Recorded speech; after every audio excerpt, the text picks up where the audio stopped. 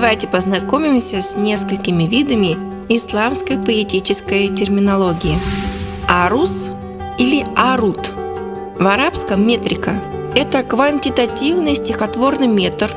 Ритмообразующим элементом является чередование кратких и долгих гласных. Эта система принятая и в персидской, и в тюркской поэзии. Арабский арус вытеснил в странах Средней Азии традиционное силлабическое стихотворение бармак. Первое известное туркоязычное произведение, написанное в системе арус, «Благодатное знание» Юсуфа Баласагун. Вот, к примеру, по этой традиционной формуле арус насчитывает несколько десятков стихотворных размеров. Бейт – это минимальная строфическая единица персидской и тюркской поэзии. Стих имеет метаморфическое наименование бейт, то есть дом с арабского, а организующие бейт полустишья имеются мисра, то есть скаты крыши или створки двери. Образно переведено симметрическое строение бейта из двух равных полустишей. На арабском, персидском и тюркских языках, имеющих письменность на основе арабской графики, бейт – это одна строка с пробелом между полустишиями мисра. Иногда между мисра ставятся разделители, к примеру, звездочка чернилами другого цвета. В русском языке бейт – это синоним двустишья. А вот забавная рубаи персидского поэта Руми, где дано определение бейта как двустишья. Бейт прочел и услышал от милый упрек: «Как посмел меня втиснуть в пределах двух строк?» Я спросил: «Ты о чем?» Отвечала во гневе: «Разве в бейт я могу поместиться, дружок?» Поэтому бейт – это структурная единица многих стихотворных форм восточной поэзии, от фарда, единичного бейта до поэм Месневи, иногда содержащих несколько тысяч бейтов. Газель. С арабского «воспевать женщину» – одна из наиболее распространенных стихотворных форм в персидской и тюркской лирике. Ее популярность можно сравнить с популярностью сонетов в поэзии европейской. Сформировалась газель в X-XI веке в творчестве персидских стихотворцев, а в тюркской поэзии впервые появилась в XIV веке. Гошма – стихотворная форма. В тюркской поэзии аналогичная форма называется гошгы, имеющая истоки в народной песне. Гошма пишется традиционным силлабическим стихом, система стихосложения бармак, 11-сложником. Состоит из 3-5 четверостишей и имеет схему рифмовки, несколько напоминающей мураба. Дастан – это эпический жанр литературы и фольклора, произведения, где стихи чередуются с прозой. Сказитель ведет прозаическое повествование, а прямая речь персонажей дастана облечена в стихи и представляет собой поэтическую партию, которая выставляется после общей для всех дастанов фразы: «Запел этот Мухаммас, взял в руки свой дутар, запел газель». Это к примеру.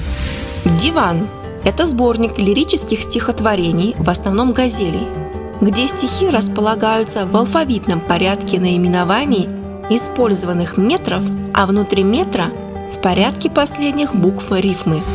Касыда – это ода, панигирик, торжественное стихотворение, восхваляющее мощь и добродетель царственного властелина, а также дидактическое стихотворение. Но касыда отличается от газели большим объемом, до 200 бейтов. Существует версия, что газель – это усеченная касыда, то есть укороченная. Точнее, лирический зачин касыды. Композиция классической касыды. Первое – это лирическое вступление, ташбиб или насиб, воспевание дамы сердца, вина, природы и так далее. Второе – основная часть, васиф, описание великих деяний суверена. И третье – это заключение, мадх, слово автора о себе и добрые пожелания патрону. Кыта или мукатта – это краткое стихотворение монорим, обычно философско-дидактического содержания, реже лирического. состоящая из 2-8 бейтов. В переводе означает «фрагмент». Так назывались отрывки из касид и газелей в наследии персидских поэтов. Позже стали писать кыта как самостоятельные стихи. Например, кыта наваи. Заводишь речь, скажи лишь половину. Навьешь словес, и жалкий будет вид. Когда паук накрутит паутину, он в ней сам, как пойманный, висит. А вот кыта Хафиза Хорезми, отличающегося скромностью, такая скромность – одна из составляющих традиций.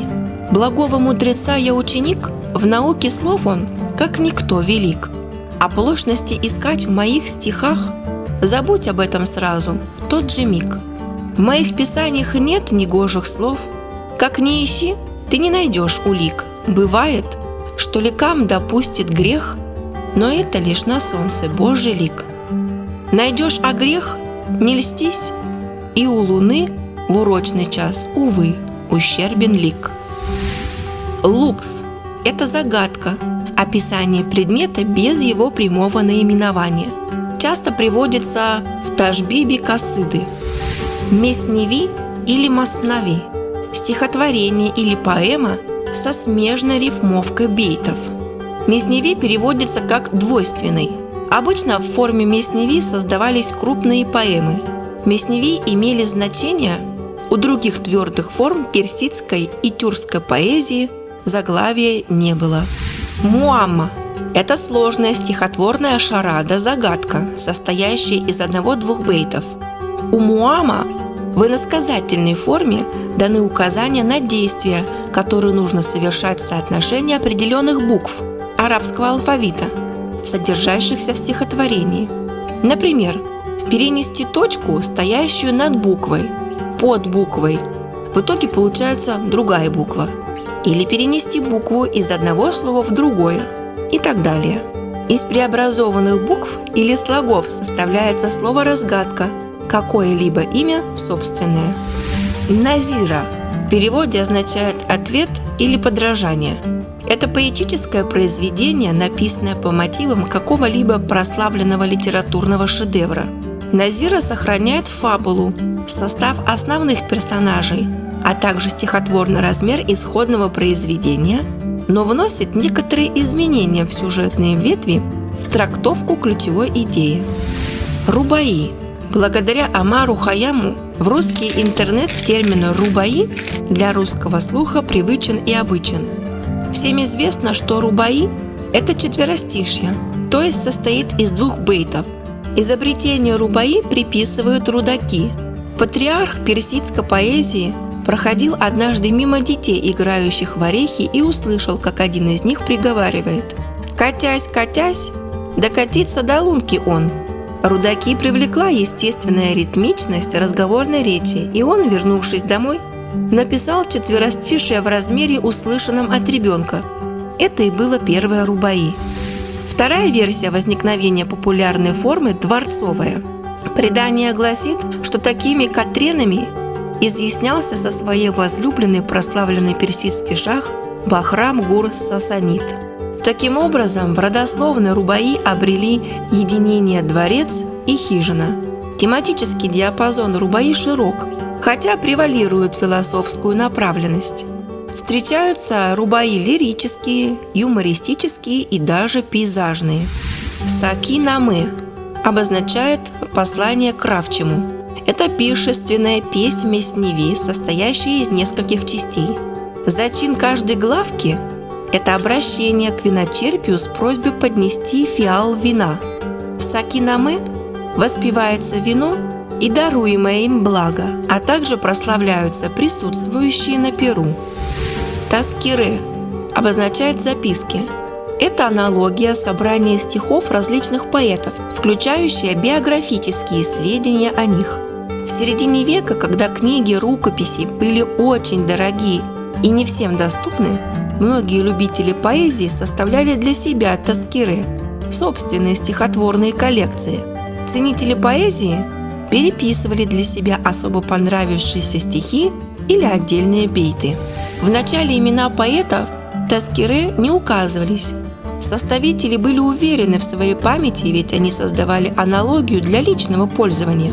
Позже, убедившись в неудобстве безымянных сборников, составители стали указывать имена авторов стихов, а также прилагать биографические справки о поэтах. Эти справочные сведения, выполняющие вначале функцию воспроизводительного материала, позже могли по объему превышать стихи, так что Таскире становилось собранием истории о поэтах. Терджибанд – это крупное стихотворение, состоящее из нескольких газелей. В каждом равное число бейтов. Газели связаны рефреном, финальным бейтом. Композиционно Терджибанд близок к венку сонетов. Тарих – хронограмма, слово или выражение, в котором зафиксирована какая-либо дата. Каждой букве арабского алфавита соответствует определенная цифра. Туюк – это тюркская форма лирики, четверостишья, то есть состоит из 2 бейтов. Весьма своеобразная вариация рубаи.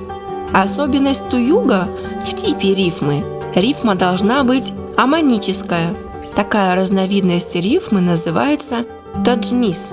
Различается полный таджнис, чистый, таджнис и там – это основной таджнис, сшитый, и таджнис и муракаб. Появление формы туюга связано с особенностью тюркского языка, богато амонимами. Фард – это единичный бейт, сентенция дидактического изречения. Фард наваи – аналогичные известной русской пословице. Например, «Друг обвинит – молчи. Он хочет, чтоб в зеркало упал твой взгляд. Коль мутно в зеркале, не думай, что в этом друг твой виноват». Хикмет в переводе означает «мудрость». Это короткое произведение философско-дидактической направленности, преимущественно поэтическое. Широко известна книга хикметов, которую написал Ходжи Ахмед Ясави. Итак, мой дорогой слушатель, в этом видео я познакомила вас с очень кратким содержанием тех или иных названий и рифм, а более подробно вы услышите в следующем выпуске. Аудиорассказы от Эдемы Элай.